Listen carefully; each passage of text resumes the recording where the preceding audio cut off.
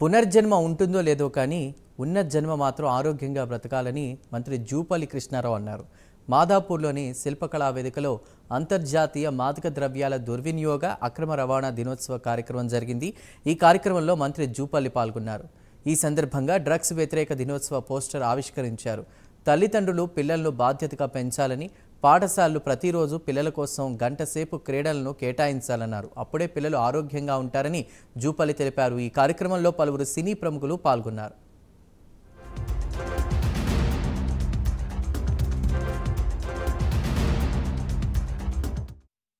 June 26న అంతర్జాతీయ మాదక ద్రవ్యాల వినియోగం అక్రమ రవాణా అంటే దినంగా పాటించాలని ఆల్మోస్ట్ ఐ థింక్ 87 అంటే ఆల్మోస్ట్ 36 ఇయర్స్ అంటే 36 సంవత్సరాల తర్వాత అంటే అంతర్జాతీయ స్థాయిలో యుఎన్ఓ తీర్మానం చేసిన 36 సంవత్సరాల తర్వాత కూడా మళ్ళీ ఈ రోజున మనం ఇక్కడ కూర్చొని ఇటువంటి సమావేశాలు పెట్టుకొని ఈ యొక్క మాదక ద్రవ్యాలను మన గరికి రాకుండా చేయాలని మనం విజ్ఞప్తులు చేయాల్సినటువంటి పరిస్థితి వచ్చింది. తల్లిదండ్రుల బాధ్యత గురించి ప్రతి పుస్తకంలో మొదటి పేజీ అందులో ఒక పేజీ కేటాయించాల్సిన అవసరం ఉంది. పిల్లల పట్ల జాగ్రత్త తీసుకోవాల్సిన అవసరం ఉంది. అట్లాగే రెండవది, ఈ రోజున ప్రతి గ్రామంలో, ప్రతి స్కూల్లో, ప్రతి విద్యార్థి అందరూ కూడా ఒక గంట ఆటపాటలు కేటాయించాల్సిన అవసరం ఉంది. ఆరోగ్యమే మహాభాగ్యం. ఎన్నో ఇన్సిడెంట్స్ జరిగింది, ఎన్నో ప్రాబ్లమ్స్ వచ్చింది.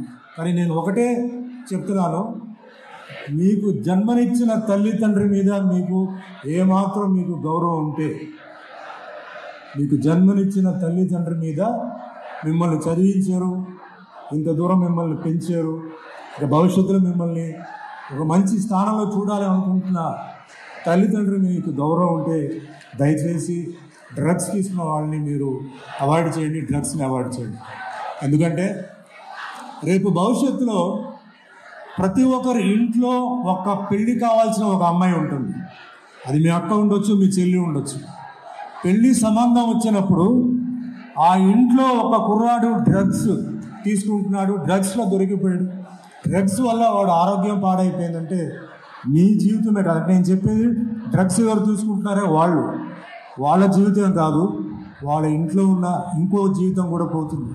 It's a powerful reminder of the challenges we face and also what we need to do to safeguard our society, our community.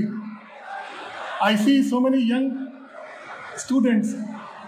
You are the future of tomorrow. You are the future of this country.